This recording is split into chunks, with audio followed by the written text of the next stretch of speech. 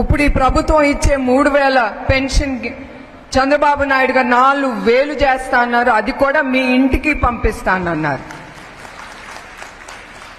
ఇప్పుడు ఈ వైసీపీ ప్రభుత్వం దుష్ప్రచారం చేస్తుంది.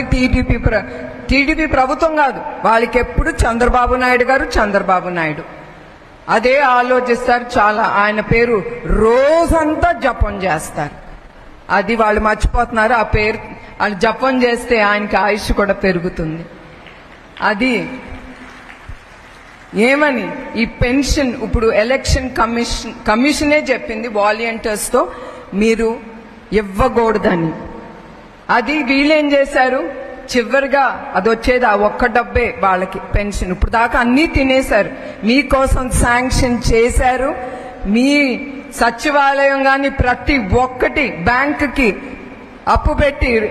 అప్పు తీసుకుంటున్నారు.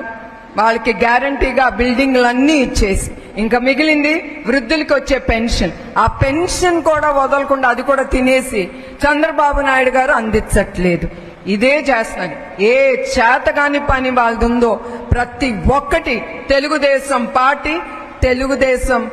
పార్టీ లేదా చంద్రబాబు నాయుడు గారు ఇదే వాళ్ళ భజన.